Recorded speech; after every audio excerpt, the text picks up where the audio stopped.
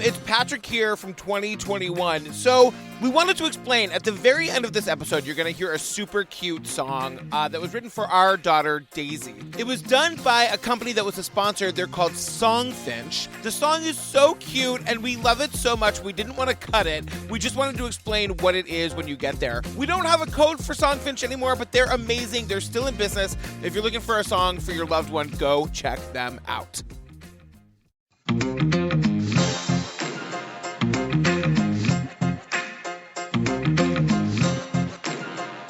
Julian Pensavalle. Patrick Hines. Dun-dun-dun. Girl, before we get to the show, can you please fill the people in on the nightmare that was your life a few days ago? A neighbor of mine who, through no fault of his own, is just, he needs a lot of help in the apartment. He's an older man, so in the last couple weeks, his family they've been over a lot. And my hallway is super echoey. And his daughter, for some reason, the door buzzer goes off, and instead of just letting the person in, she comes outside and yells from over the banister from the 4th floor, "Are you the pizza? Are you the cable company?" And you've been in that hallway. Yeah. Even if you whisper, it echoes. It sounds like you're at 11. It's crazy. So all morning, are you Comcast? What? No, we have a pizza delivery too. Do you have any sound effects for her? I just hit the mic with my fervor.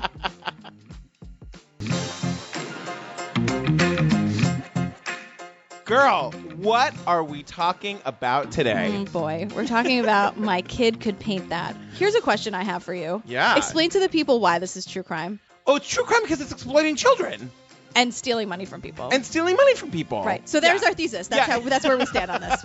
Just saying. I'll find true crime about anything. Don't even get me started. And it's nice to talk about a crime that doesn't involve murder. It is always nice. Or attempted murder. Yeah, or 12-year-old crazy. Sure. It's nice. It is not. It was intentional, actually, to give us sort of a break. Just about ruining this little girl's life. There is this idea out there that abstract art and modern art in general is one kind of racket, is a put on. And that if a child can do it, it sort of pulls the veil off this con game. All I really want for Marla is to be a happy, well-adjusted kid. People are asking about this art for real. They want to know who did it, and they want to know how much it cost. I told this to the parents the first time that I saw her work. You're in for a wild ride. I hope you're prepared for this. We began tonight with something of a mystery. Even if a 3 or 4-year-old didn't do them, you'd like them. The fact that she is 4 makes it really incredible. So what do we have here? You have a genius. Yeah. The New York Times picked up the story, and it was like somebody had ignited a fuse. 10 of her abstract paintings sold for thousands of dollars. Some big bucks as well. Oprah just called. The owner of the Houston Rockets just bought one. It's probably the most popular story in the world right now. This is eye-opening to me to see her actually painting, because she's not doing anything that a normal child wouldn't do. Is 4-year-old painter Marla Olmsted a prodigy? Some question the authenticity of the artwork. Marla has been the sole creator of her work. No one has touched any paint to her canvases. Everybody's trying to shape the story into something that they want it to be. What have I done to my children, putting them through this? I think that she definitely has a gift, something that's very advanced. Is there any other explanation? I'm sure they must feel a little nervous now about you. You don't want to talk at all about your new paintings? No. I choose to trust you. I don't think anybody really knows what you're going to do with the story. Where are you going with it now? I want footage of Marla painting that'll put my doubts to rest. My reputation's on the line here as well. Turn off the camera. The whole story really is about grown-ups. She's just a little girl painting in her house. First of all, I just have to start by saying that the movie opens on the filmmaker sitting with Marla, the 4-year-old girl, on the porch. Hello, can you hear me, Marla? Yes. Okay. Here, you hold the camera. You can interview me. All right, ready? You can ask me any question you want. And he's wearing Tevas, and his hairy chest is falling out of his shirt. Mm-hmm. And my husband is in love. Really? His name is Amir. So what happens? How does that get us started? Well, much like Neve from Catfish when he meets a fake artist. Yeah. Amir meets Marla, and she's like, I don't want to talk about my paintings. I don't know anything about painting. I don't know what you're talking about. It's like exactly like that scene from Catfish, where Neve's like, hey, do you want to paint with me? And she's like, no, I don't paint. Ever. Totally. What sister? I don't know anything about anything. It's that, again, it's deja vu all over again. You don't want to talk at all about your new paintings? No, Why not? because I don't. Do you want to talk about the show? No, I don't. Do you want to... Nothing. I'm not going to talk about anything. One of the first people we meet is Anthony. Anthony Brunelli. The actually very handsome ginger who's taken everybody for a ride. He's the local gallery owner in Binghamton, New York. Who, like, sometimes goes by Tony. Right.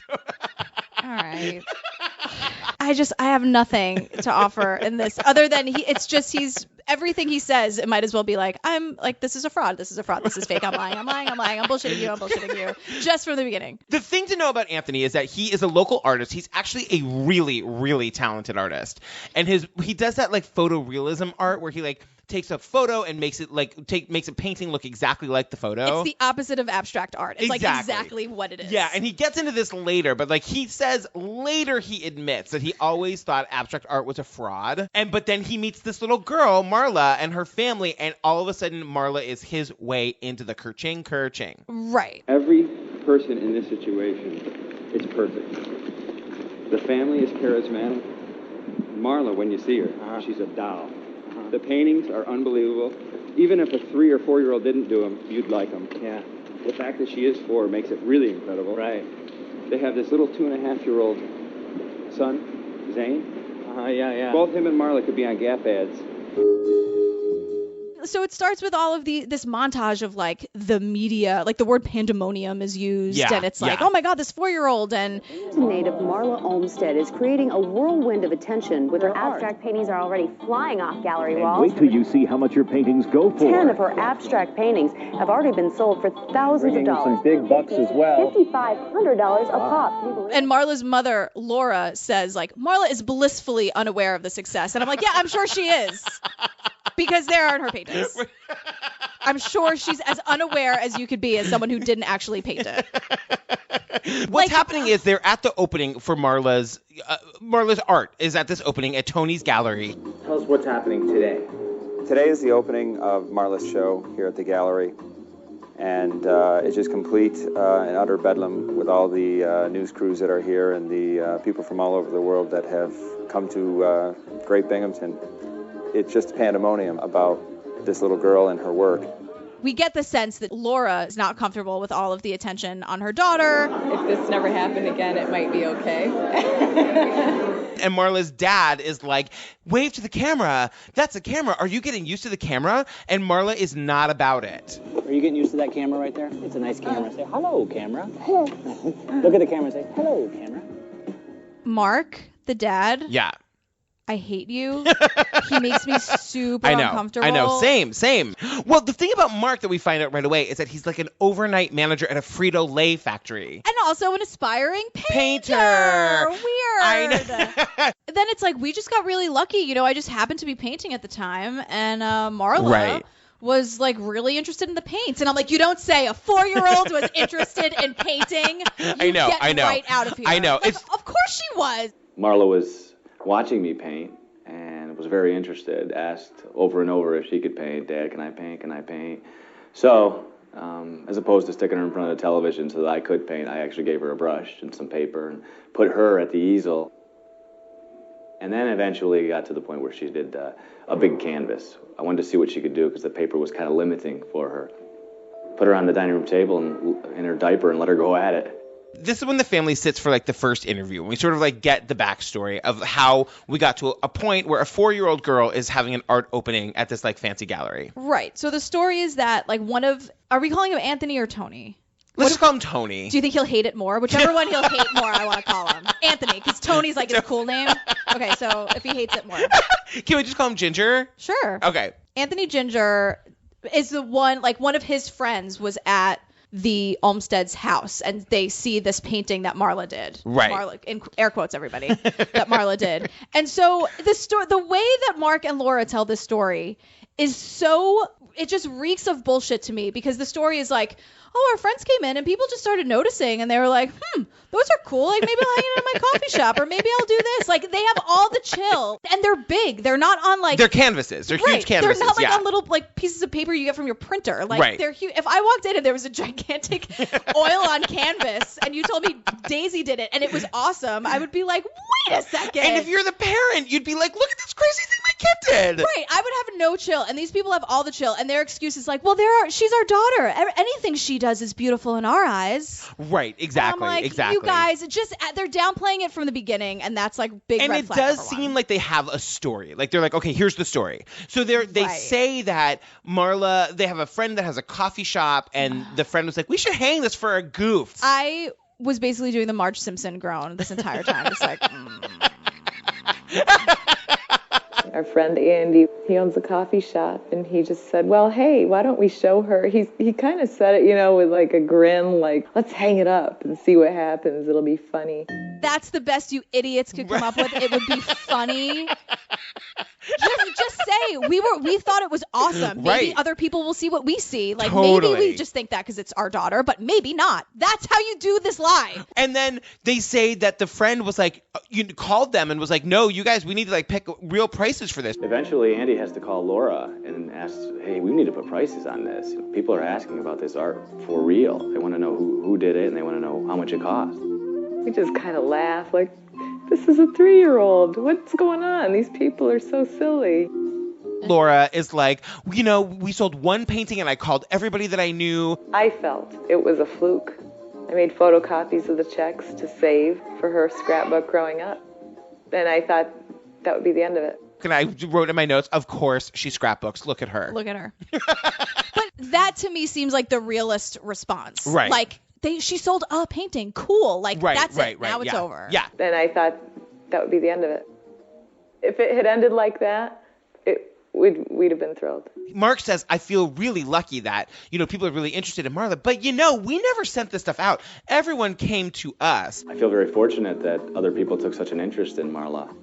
But in reality, we didn't send this stuff out. Everybody came to us, as the story goes. As the story goes. He literally says, as the story goes. These two, mostly Mark. Yeah. I don't know if Laura is either totally naive or the best liar ever. I believe that she is completely in the dark. I think that there might be a little bit of a Tanya Harding thing here where she learns more eventually than she says. But I think at this point in the documentary, like where things are just starting to happen, they also say that like one of the ways this could work, that Mark could actually be doing the paintings, is that they don't ever see each other. He works overnight as a Frito-Lay manager, and she works during the day. It's hard because my husband and I work opposite shifts, and there's not a lot of time to communicate with each other during the week. So we have to talk about journalist Elizabeth Cohen, who she was the first person to write an article about it. She was the first one. She'll tell you. Just ask her. She'll tell you. The very first light that was shown on Marla was by my photographer from my paper. I wrote the first article. Yeah, no, I actually love her. The thing about her, number one, she wears overalls to an interview. I was like, she's wearing overalls. Like, she knows she's going to be on camera. We run into this so often in these documentaries. Like, you're going to be on camera. That's what a document, like, that, right? I just want to confirm. Well, she's a journalist for the Press Sun Bulletin. Anthony calls her and pitches the story. I said, well, why is that a story for me? Because I'm not an arts reporter. I cover families and children and parenting issues. And he said, well, it's a story for you because this is really a story about a family. And she's like totally interested because if it's real, it's a great story. So this woman, Elizabeth Cohen, like goes to like meet the family basically. And it seems like she strikes up a friendship with Laura, the mom. And Laura needs a friend. I really mean it. Like, poor Laura. I think she needs some She seems camaraderie. so nice. She seems like such a nice person. One of the first things she says to her is like, girl, are you sure you want to do this? I said, are you sure you want to do this? Because this could be something that affects your life and your family. And it might not be all positive. So maybe you don't want me to write this article. The big news here is that Elizabeth Cohen writes this story for the local paper, and what happens? Like the next day, the New York Times picks it up. Maybe not the next day, but immediately. Needless to say, I wrote the story, and A week later, the New York Times picked up the story, and it was like somebody had ignited a match under a fuse, and it started to burn. So Laura, her point of view is like, as long as this stays a positive experience for Marla, they'll kind of see how it goes. She's really like not looking anything past what is happening in that moment. She has no like plans for what they're going to do. If the New York Times wants to talk to her, great. If Inside Edition wants to talk, fine. Right. Like, is Marla okay with it? We'll see. All I really want for Marla is to be a happy, well-adjusted kid. And then it immediately jump cuts to Garbage Mark. We would love to do things. I mean, we'd love to exhibit in Europe, and like that's where everything kind of started. And, we're both art fans. We by no means are critics or have a ton of knowledge, but we love that type of atmosphere and the whole thing. We've had a great time meeting all these great people. He really loves the European art scene. He'd love to show in Europe. Now he's saying the terms, like, I'd love to show in Europe. Now suddenly he's like all about the European art scene. Right. Since when? Do you have a shift to cover? Like, what are you talking about? Don't you need to put on your hairnet and get back to the Frito-Lay factory? Come on. I know. And then, it's funny because he sort of catches himself where he's like talking about how like excited he is. And he's like, I mean, I know that sounds selfish, but. And that's selfish, I know, on our part, but we'd love it. And I'd love to have Marla to have as many positive experiences as she can possibly have. Marla. I can say as a parent, that is what you say when you're doing something for yourself that you want the world to think you're doing for your kid. Right. And then we're right back to Marla. So Amir is here, and Amir's like, awesome. Like, he just wants to, like, for lack of a better term, see Marla in her natural habitat. Like, let's paint. He really wants to see this child in action, because if he can document this, wow. It's going to be amazing. And he has, like, full access to the family. Yeah. They're hanging out on the floor, and he's asking her all these questions. So what's the name of your new painting? I don't know. It's not new. I saw you did one that was all black. Is that your new style? That one was old. Oh, yeah? And then she's acting like a 3-year-old, and she's like not really paying attention. She's not answering because she doesn't really get what the questions mean. Right. Like, is this your new style? What? Right. And she is so focused on this puzzle, and she's like, Amir, I can't do this by myself, man. Like, help me out. She says she's smart too. Yeah. Amir, we can't do this all by myself. You should help. All right, I'm helping. So, okay, this is like a boring part, so we'll breeze through it. But this is where we meet Michael Kimmelman. He's like the chief art critic for the New York Times. And we get like a sort of a condescending lecture about like modern art. There is this large idea out there that abstract art and modern art in general has no standards, no truth or something. And that if a child can do it, that it sort of pulls the veil off this con game and shows you that somebody who's 4 years old can do something that's every bit as good as what a famous artist who sells pictures for millions of dollars can do. Yeah, and about like what is abstract art, and which is an excellent point. Like, if you see something and you're like, I love that, and all it is like a black line on a white background. Yeah. If that speaks to you, great. Totally. However, it's like a perfect thing to exploit, because like that is true. Right. The conversation absolutely. Of what is art to you? What does this mean? And this feeling of like, am I an idiot because I don't get this? Because it doesn't speak to me in some way. It's perfect. Right. It's funny. In fact, there's like, they have this, they're showing this news montage clip, and I love it when they do this to people. I know what you're going to say. Go. They have this guy who literally, he's like this like super pretentious art collector. He's wearing a tweed jacket, basically. Right. And the interviewer says to him, like, what do you think of this piece? He and many others love this work. It's a competent execution of abstract expressionism. It was done by a 4-year-old. Okay, there you go. But there you go what? I mean, what makes it art then? And then he's like, so there you what go? Like, what are you talking about? Right, so there you go. Exactly. Like, we were just caught. Don't like, what are you saying? What do you mean, so there you go? Can we talk real quick about how Elizabeth's mother felt personally insulted and attacked by Jackson Pollock? This was the weirdest detour. We go back to columnist Elizabeth Cohen. We're getting this lesson on Pollock and how Pollock invented this sort of abstract genre, whatever. And Elizabeth's mother was personally offended by it. My mother had a thing against Pollock. She hated his paintings because she felt like every time she saw a Jackson Pollock painting, it was saying, you're stupid and I'm not, and there's people smarter than you that get me. She felt personally insulted by his paintings. That's a little much for me. If you don't get it, you don't get it and move on. Right. To feel personally insulted and attacked. Right. Is like, whoa. I know. But it's also the power of what this whole scene can have over people. Right. Which we're about to learn. Exactly. The next thing we see is Marla's paintings being taken down. They're all sold. Right. And this is where crazy, sort of like cute Weasley Ginger Tony is like riding high. He's like, everything's been sold. She's famous around the world. Except Iraq. I'm just really satisfied with the amount of attention she's getting all over the world. Probably the only place that they haven't done anything is Iraq. Everybody can say, tomorrow it'll slow down or next week it'll slow down, and it really hasn't slowed down a bit. I mean, she's sold out completely, so there are no paintings available. We have a list of over 70 people right now that want her paintings that are from all over the United States and all over the world. There's 70 people on a waiting list. 70 people on a waiting list. I don't even know if she can meet the demand. And at one point, Anthony's like, well, Mark needs to be there to help her set up, just to help her set up and get the things because the canvases are too big, just to help her set up. And then this is another great jump cut. Laura saying, like, I don't really know how I feel about all the celebrity and how Marla feels about it. The fact that my daughter is like a semi-famous person and, the center of attention and things like that. And that to me is so much to deal with. And then it's straight to Mark, and he's like, well, we just got off the phone with Crayola, and they want her in a commercial. And it's like... we got called by Crayola last week. They're like, we'd like to maybe use Marla in something or do something with her commercial-wise. And Laura's like, I don't think that's Marla. Laura even says, like, we have to have conversations. Like, here's an absolute no. Yeah, I thought that was really interesting when she was like, the absolute no's are... absolute no's are usually like media in the house. People wanting to film her paint from news organizations, things like that. People that blow into your life are here for half a day and blow out, and you never hear from them again. Basically, the absolute no's are the only thing that the family could possibly do to prove that what is happening is real. Right. But that sort of, as we'll learn, they back themselves into a corner with that, and then they have to. Right. So yeah, we'll get there. Right.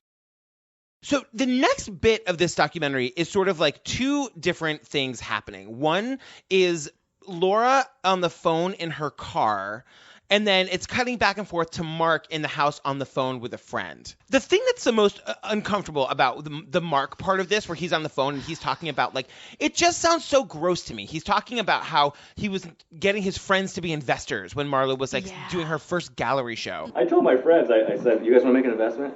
Marla's going to be selling her paintings. This is when she did the first show in August. And there's something about how, like, he just has no qualms about talking about his kid like a commodity in front of a documentary film camera. And so Marla has a younger brother named Zane. Right.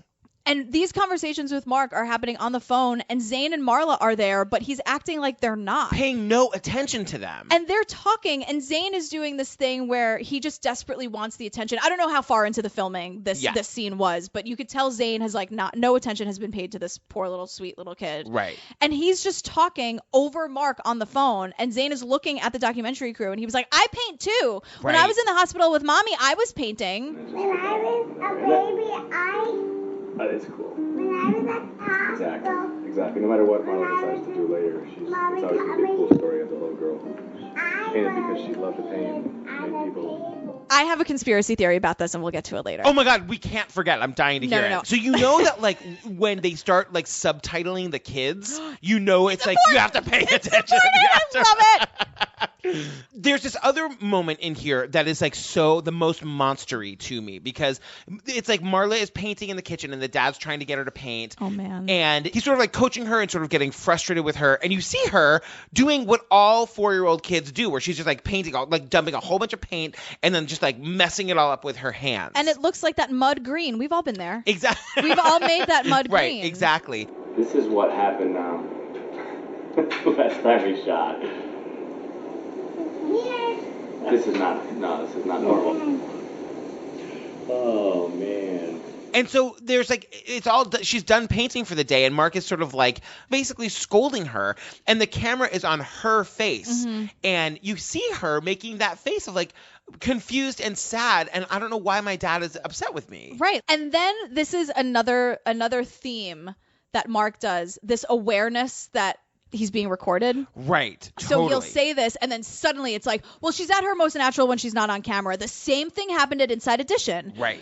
The first time actually was at Inside Edition, where they just started. She did exactly the same thing. She poured paint on top of paint on top of paint, which she does, but usually she goes at it with a spatula or whatever. Right, baby? She's still oblivious to it, doesn't care. I hate him. I'm getting so riled. And then in that same part, he says to the camera, oh, don't worry about it. Later on, she'll go over it and make it nice. At least that's what we've seen. I'm surprised he wasn't like, don't worry, I'll fix it later.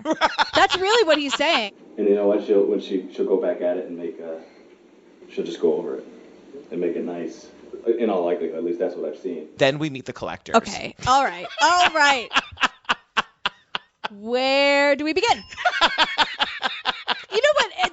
They're not so much garbage as they are totally pretentious idiots. Yeah. You know what is really nice? To be able to just throw thousands and thousands of dollars at something that you don't even really like or believe in or understand. Right. One of my favorites is Jackie Westcott, the art teacher. Oh, the first one? Where she's like, I don't even... I'm going to start to cry. I mean... She's crying? I know. I don't know what to tell you. I'll probably start to cry. Like, Jackie. Is that what happened? Does she just get emotional from the straight vodka she's been drinking all morning?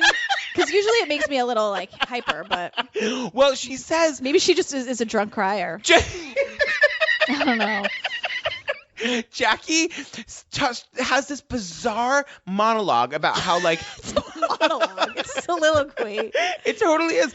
About how Marla has youth and childhood, and I'd give anything to have that back right now. Yeah, she's 4. That's what... she does have innocence and youth and child. She's 4 years old. I wish I could capture the spirit that I had when I was a child. Those wonderful, blissful moments. I would give anything to have that back again. And so we find out that Jackie is an art teacher. Mark asked if she wanted to teach Marla, and she was like, no. Oh, right. Yeah, I can't, disturb the master at work. I think that she definitely has a gift, something that's very advanced that I really can't explain, such as Mozart. All right, Jackie. And speaking of master, enter Stuart Simpson. He's not a master, but his quote, he's another. And I love the lower third is like Stuart Simpson, Marla collector. Just like, Amir, I see you. I see what you're doing. I love it. Oh, my God. Also, my favorite line of the whole documentary. Truth be told, I'd have paid anything for Bottom Feeder. Truth be known, I would have paid any price for Bottom Feeder. I was that much in love with it. Here's the thing about this guy. Oh. He has, this guy is so crazy. He has, I think about this person. This was a painting made by a 4-year-old, allegedly. Right, air quotes. And he is talking about the stairs and the door and the people looking out and looking back. What I love about Bottom Feeder is there's a green pathway leading up to a blue door, and on the left side you can see there's a person looking out into this blue sky, and on the other side, on the right side of the door frame, there's another person looking back in. And then he has this whole thing about a baby and a sonogram. And then I looked a little more closely, and then up above the door frame, the door jamb, you can see a very clear baby's face with the forehead and the nose and the eyes like a sonogram. Right. It's a baby's face. See if you can see it. Right. I'm like, no. I know. I paused and I couldn't see it. And he's like, I don't know what it means. I mean, I have my own spiritual thoughts on it, but I really don't know what Marla's thinking. I don't know what that means. I'm not sure. I mean, I have my own spiritual thoughts about it. I asked about, at the time that Marla was there, and I said, did you see the little door? And she kind of goes, no. Marla, and then off she goes. So Marla. He goes, oh, Marla. So... He also says, I knew this 4-year-old had to go right above my Renoir. When I bought the paintings, I knew exactly where they were going to go, and my wife agreed.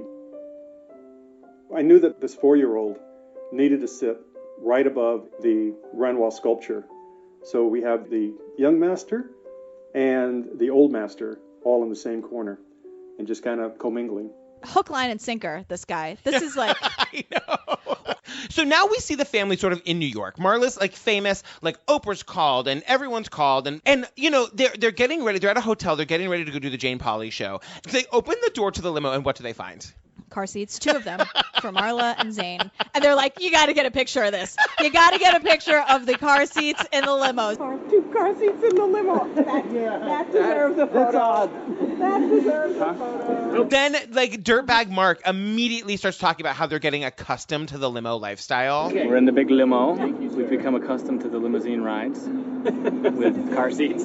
So then they get to the waiting room, like the green room at the Jane Pauley show. This is where Laura acknowledges that, like, her husband Mark and Tony, the art dealer, have always wanted to be in the spotlight. Mark's always wanted to be in the spotlight, and Tony's always wanted to be in the spotlight.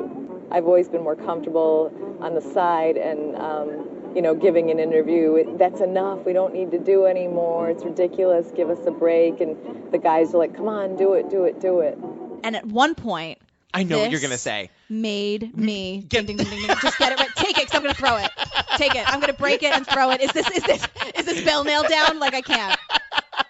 He says about Laura. Tony, the art dealer. There's a few situations where, we've talked about it and we're like, okay, well, we think this is a good idea.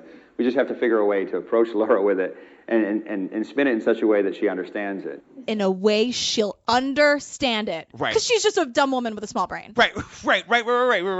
Yeah. What an asshole thing to say. Fuck you. I know. He's the worst. So then they go on to the actual Jane Pauley show, and like Jane Pauley straight up asks the dad, do you help her paint? No. No? Well, I'm asking all the questions that people are thinking at home. But he's like, no. And Jane's like, whoa, girl, why are you being so defensive? Yeah, all right. She's like, I'm just asking what everybody's thinking. Yeah. But this is where the movie takes a turn. This is where it becomes like, wait a minute, because we're about to have the big other shoe drop. So now we're at February 25th, 2005, and this is the 60 Minutes piece that blows the whole thing wide open. We begin tonight with something of a mystery. It involves a 4-year-old girl who lives in Binghamton, New York. Her name is Marla Olmsted, and in most ways she's just like any child her age. She goes to preschool, plays with dolls, and she loves to draw and paint. But Marla's paintings end up in homes across the country. She has already earned more than $300,000, which her parents say has all been put into a college fund. With some 200 buyers on her waiting list, Marla Olmsted stands to make millions. Everybody that we've met so far in this documentary is gathered to watch this in the Olmsted's living room. You've got Overall's columnist, you've got the filmmaker, Amir, and everyone, I think everyone's expecting it to be like a cute piece about Marla, like this like little prodigy painter. Right, about how brilliant this 4-year-old is. So they talk to this, and also it's Charlie Rose. Charlie Rose. Yeah, we gotta deal with that real quick. Exactly. But we just won't. Yeah. So I'm just going to say they, like 60 Minutes. I'm not going to say his name. So they talk to this child psychologist, Ellen Winner. So she's being shown these paintings, and she says the line that Mark and Tony hang on to for fucking dear life till the end of this movie. It's absolutely beautiful. You could slip it into the Museum of Modern Art and absolutely get away with it. Are you serious? I think you could. People would say, belongs here. This is the work of a gifted artist. And you see Mark's face. He's just like the ecstasy that comes over his right, face. Like, I can be in the Metropolitan Museum of Art. Exactly. Blah, blah, blah, blah. Right. So then, after watching 50 minutes of Marla painting, that's 60 minutes. Right. Recorded. So what they did was they put a hidden camera, like to solve the problem of Marla being uncomfortable by like a camera crew. They did a hidden camera of like above where Marla paints. Ellen sees this footage process, and she's like, oh, never mind. Winner's enthusiasm immediately turned to concern. But this is eye-opening to me to see her actually painting. And suspicion. Eye-opening in what way? Because she's not doing anything that a normal child wouldn't do. She's just kind of slowly pushing the paint around. If you look at this painting, it's just like what any 4-year-old. It's just a paint. It's just mushy paint on a canvas. I saw no evidence that she was a child prodigy in painting. I saw a normal, charming, adorable child painting the way preschool children paint, except that she had a coach who kept her going. That coach is Marla's father, who's often present when Marla paints. They have audio of like the dad coaching, sometimes sternly. Paint the red. You're driving me crazy. Paint the red. If you paint, honey, like you were, this is not the way it should be. Oh, I can't. You're driving me crazy. Paint the red. Right. Go fuck yourself. She's 4. You're an asshole. Yeah, I know. And it just ends with she probably didn't do this, and the dad is probably the painter. Either somebody else painted them start to finish, or somebody else doctored them up, or Marla just miraculously paints in a completely different way than we see on her home video. So there's a gallery opening in LA like the week after the airing of the 60 Minutes thing. And like they still go to it. I think it will be fun. There'll be a kind of a festive party atmosphere. We're not going into this with negative attitudes. We're going into this looking at it as partial vacation, getting away. What a great time to get away. So now here's another like really big moment. So this is on the night of the actual opening at the gallery. This is huge. This is gigantic. First of all, I just have to say, just in general, there's like 8 people in the hotel hallway just screaming. That is so rude and obnoxious to do. So here's what's happening. Yeah. Mark is really trying to get Marla to say all the right things here.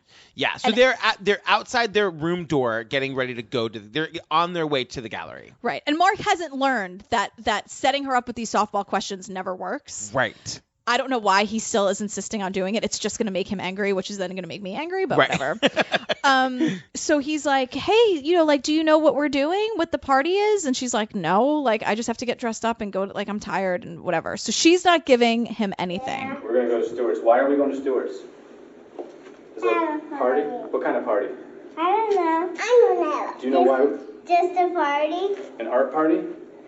I don't know. Whose art's on the wall? So then Mark says this weird thing about Zane. Zane will do interpretive dance. That's my specialty. You have to see, especially when you're drinking, right?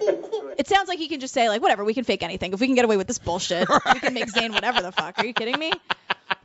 So then Marla breaks this whole thing wide open, and she goes, well, Zane already paints. I know. Someday it'll be Marla and Zane. Zane's going to be a sculptor, right, Zane? He already paid. And Mark, you can see Mark is desperately trying to talk over her. Like, he raises his voice. He's trying to talk over her, like, pay no attention, pay no attention. Well, look at you, sharp guy. You run out of space, sharp-dressed man. They kicked us out. And then she finally gets his attention because she's like, he paints. And then she goes, he painted one. I didn't paint it. Really? Dad. Yes, love. Well, he painted one. I didn't paint it. Zane does paint. You're right. I didn't paint any part. What's that? Zane just painted the painting. And then Mark, seething, like flames on the side of his face from Clue, Mrs. White, he's just like, you're right, Zane does paint. Anyway. Right. So, and then at one point he does that thing like through gritted teeth, like, cool. And what happens right underneath it? Derpy music. It was my favorite thing. They didn't do that like, bah. No. It was like derpy, look at this idiot. The guy got foiled by his own fucking daughter that he's trying to exploit. That's genius. You can't write shit like this. Are you kidding me? Do you want to hear my conspiracy theory? Yes. And I'm not a conspiracy theory person. I just want to throw out this possibility. Okay. That Mark and Anthony, whoever, this whole scam was happening. And then through like the smallest little percentage, it turns out that Zane actually really is a good painter. But they can't say that because who's going to believe that both of their kids are good painters? And now they just have to keep going with Marla. And poor Zane, who's like actually really good painter. He's like down in the basement, like sweating, trying to churn out 70 paintings. There's like a 0.000000001% that's a thing. But it's just an idea I want people to think about. So funny. I don't know. It's just something I'm thinking about. So crazy. Either way, Mark is garbage. Right. Ding. So then there's like all this news coverage of like Mark, like all these news outlets picking up on the 60 Minutes. Then they're getting all these like hateful emails from all over the world. Can we talk about these absurd voiceovers just for one quick second? Yes. Dear parents, congratulations. You really know how to do business. Ripping off rich pseudo-intellectuals is pure genius. You are a lying piece of crap. And even though you are fooling the right people, you will have to answer to God one day. Shame on you. They're so over the top. They're like from The Witness. Remember the voiceovers from The Witness? It's like, whoa. Yeah, they are awful. My favorite thing too is when they get back to Binghamton and the public access TV crew chases Anthony through a parking lot. Binghamton's TMZ. That's exactly what I wrote. Yeah, me too. It's public access. Yeah. Hey, how's the Marla artist going? Still selling a lot of Marla paintings, Anthony? Turn off the camera. Do you think that Marla really paints those? I'm not going to answer any of your questions. Then there's like, they kind of zoom in on this interview between the journalist and the filmmaker where she's saying to him, like, what are your intentions here? This was really interesting, I thought. From the very beginning, you were kind of a wild card because you weren't from a network. You weren't going to be putting him on the evening news. You were a guy who just wanted to make his own film. And so she says to him, like, what did you think this movie was going to be? What attracted you to it? I saw it as a film about modern art. 60 Minutes took me completely by surprise. I had totally accepted that Marla was doing the paintings. And then they're talking about how because Marla's family has given him access, they're expecting that his movie's going to exonerate them. They trust you. Obviously they do, or they wouldn't be letting you do it at this point. They're expecting that this film is going to exonerate them. Redemption factor. Yeah. And 60 Minutes raised some doubts in my mind. And I haven't been 100% honest about having these doubts. So now they think that this film is going to clear their name. They want you to film a painting from start to finish. Yeah. Well, of course they do. Yeah. And put I'm it on ready TV. to do it. I need that for my film too. So just to be clear, the idea is that Mark is going to let Amir film Marla doing a painting from start to finish. But then it cuts to Mark, and Mark is like, all right, let's do this the right way. He literally says, you come in, you film her, or, let me do it, or Laura can do it. Yeah, or you guys can just go away and, look, here's a totally done painting that she just right. did. This counts, right? Mark, what are you talking about? Fucking idiot. I want to clear the air. I don't want to hear any more about what a bad person I am, what bad parents we are, because it's so inaccurate. Urge? And that's why I'm saying, film her, let's do it the right way. If you can't get it, let Laura get it, or myself. Let's do it the right way, and if that's what it takes to make people... Now the mom seems like she's getting desperate. I mean, it sounds ridiculous, but you guys should sleep over some night. And just we wake up and we have breakfast. That's how it goes. We wake up, we have breakfast, we hang out in our jammies. She doesn't get it dressed because she's going to get messy, and, she gets in her underwear and she paints. Basically, in preparation for, another opening, they decide that the dad, Mark, is going to film Marla doing a painting called Ocean from start to quote finish. Right. And show that, she really did these paintings herself. Because they want 60 Minutes to issue a retraction. And good luck. I know. The footage now is really great because it's start to finish. It's all the stuff you didn't see on 60 Minutes. And I think that they should have some sort of retraction. They almost will have to. So it's great now because we have control.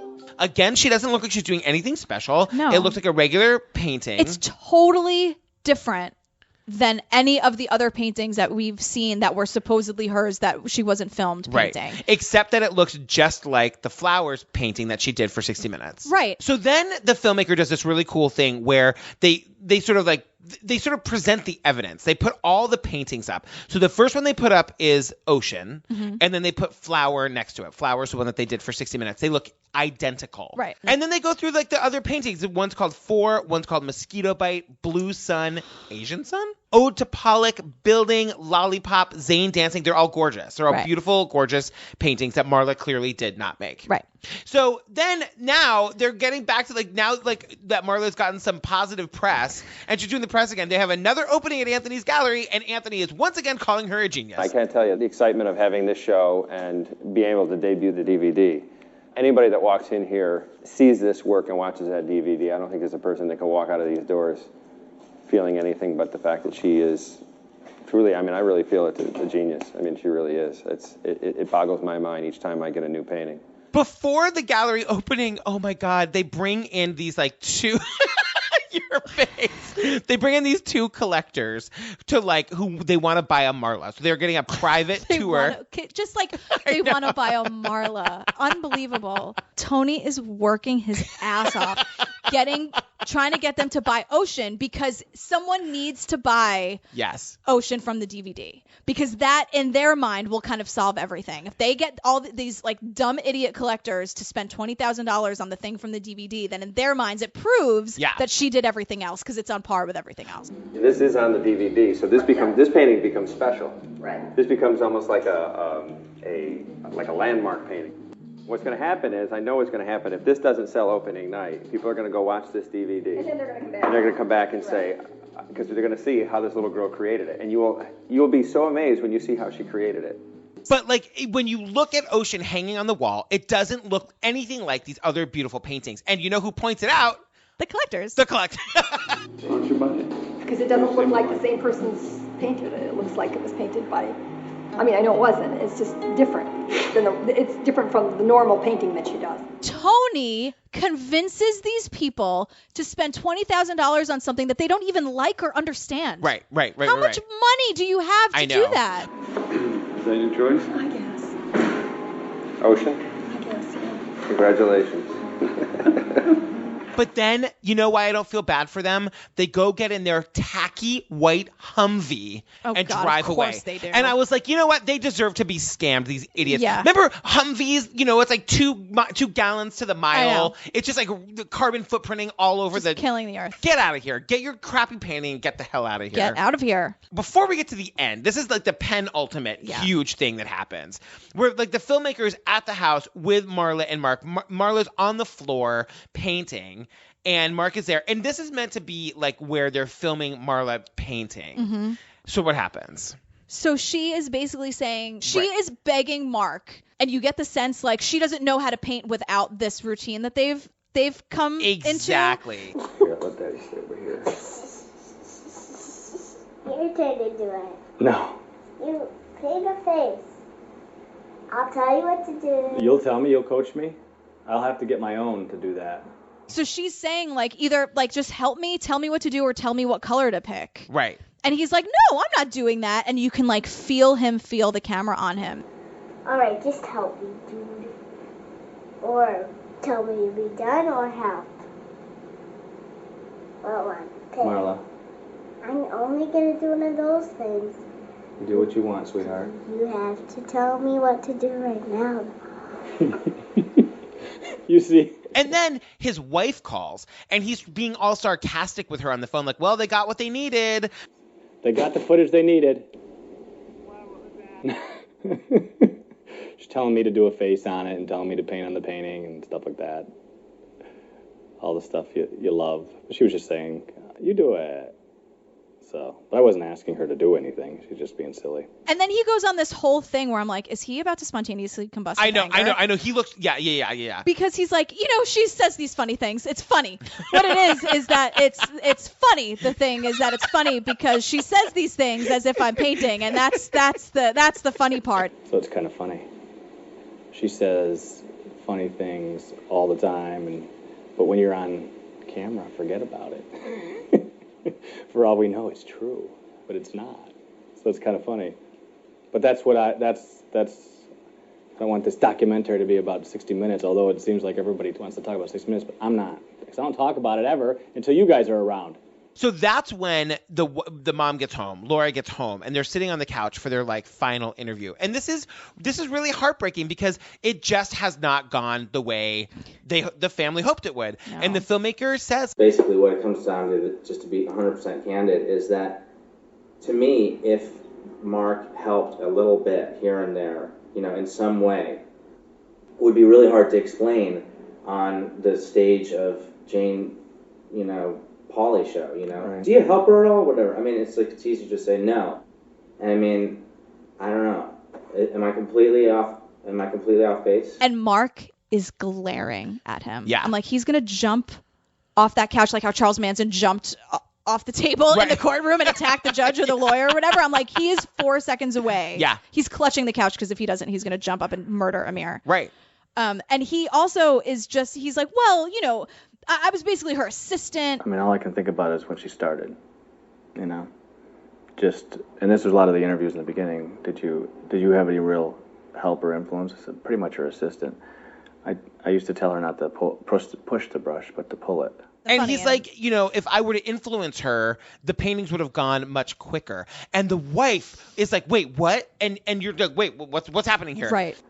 Had I had some kind of influence, all the paintings would go pretty quickly, but there are some that just sit there. What do you mean? Like the painting that she has in there. If she wants to do it, I didn't know she'll do it. What you meant by all the paintings would go very quickly. And I think that the wife thought he was saying they would go much quicker as in they would sell faster. Right. And he was saying, no, she would have painted them faster. Right. And she's like, oh, okay, I didn't know what you meant by go. You know what I mean? Like all of a sudden now there's weird tension between them. And then she just breaks down in the most heartbreaking way. I need you to believe me. I mean, that's what I'm after. I don't think I would ever allow someone to come in and dissect us again. You know what? It was Mark and I are adults and we can handle it. It's so unfair of us to put our family as a whole up to this. What have I done to my children, putting them through this? But she is so desperate for any sense of truth because I don't think she knows what is true anymore and that it's a very gray area for her. Yeah, and then Tanya Harding, she like takes her mic off and she's like, I'm out. She leaves. She storms out. And she's like, this is documentary gold. And I'm like, it sure is. I never cry. No. It's documentary gold.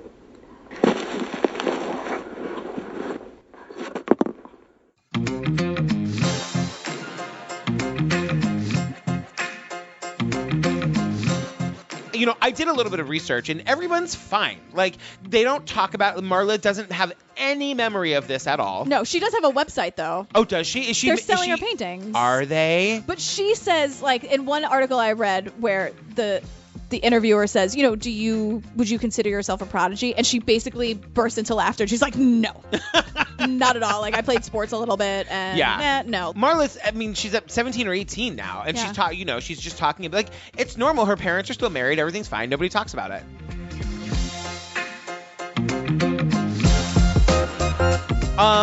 Girl, we got through. I love this documentary. I know you do. You know what I'm going to do right now? What? Go to truecrimeobsessed.com and find out what we're doing next. Ooh. You guys, you can go to our calendar, truecrimeobsessed.com. You can see all of the documentaries we have coming up, where you can find them. If I was able to find a link for free, which I wasn't for most of them, I sort of tell you where you can find that, but we don't recommend it. It does crap to your computer. But hey, it's on you. Up next, we're doing Tower, which is really, it's a very, very well-made documentary, but it's really terrifying. It's about a shooting at the University of Texas, like in the 70s or something. It's the first school shooting ever. Yeah, it's crazy.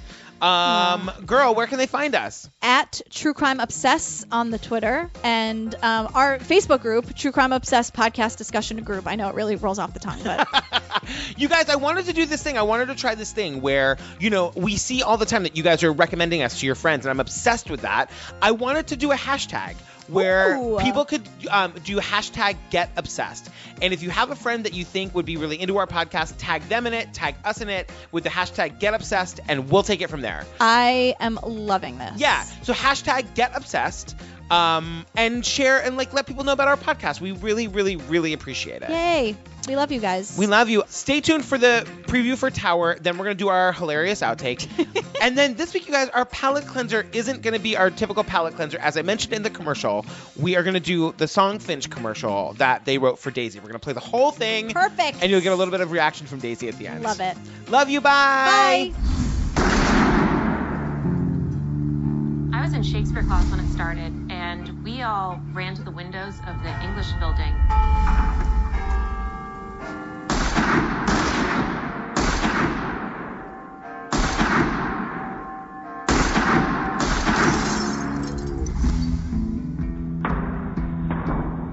Everybody was in a state of panic. It was just chaos. It's like a battle scene. There are two different kinds of shots. Apparently, police are returning the fire now. My mission was to get into the tower. I can't make out what you're saying. You keep cutting out now. There's a guy on top of the tower, and he's shooting at people. We didn't know who was being killed. People were dying. There's no report as to who this man may be, or what he's doing up there, or what prompted this apparent madness. Then what happened? Then everybody ran.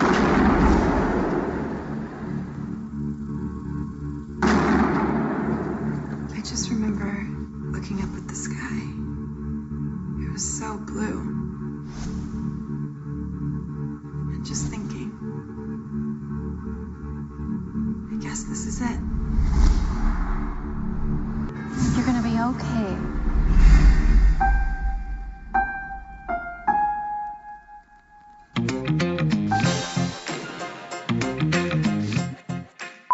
I could not do the overnight thing. Yeah. I have to be in bed at 6:45. It's so true, you guys. We remember that time, welcome to the outtakes. Remember that time when we were texting at like 10:30 and you were like, why are you up? And I was like, because it's 10:30.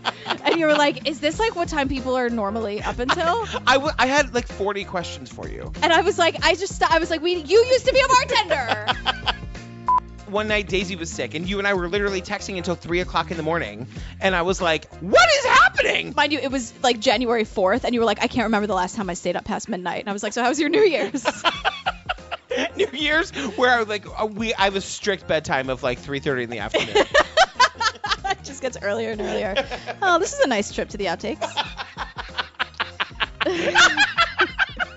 I like just spending time in the outtakes and then coming back into the real world of the recording. Yeah. I enjoy it. The little we know of Mark, which is like way too much. How do you think that would go over? Trying to have a conversation about like, Mark, what's going on here? You know, it would be like, I just got home from work. I'm working overnight shift. Like, I have to, like, I'm so sick of eating Fritos all the time. Like, whatever. But you know that he's not an easy guy to talk to. Right.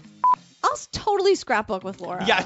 I want to learn how to, like that. I don't know. I would like to learn how to do that. Laura, call me. The font that they use for Marla is Comic fucking Sans. You know who hates Comic Sans more than anybody on earth? My husband. Well, we're tied for that. I think that is. And don't give me that bullshit where it's like, it's a kid, it looks like a little kid font. No, either she's a fucking genius prodigy with all these adult themes and she's amazing, or she's a little kid making 4-year-old paintings. Right, exactly. Do not use Comic Sans ever, regardless. Ever. Ding, ding, ding, ding. Fuck Comic Sans. What kind of bullshit is that? She also says, like, I need you to believe me, which is a really heartbreaking thing. Yeah. And then she just, like, without, like, she can't help herself. She's like, I'll take a polygraph. And Mark turns white. And it's just like this crazy Stepford face. And I'm like, if he says that this is funny, I'm going to scream. Now can I quit it to a kid? You want to press play so you can hear your birthday song? Yes. Okay, do it.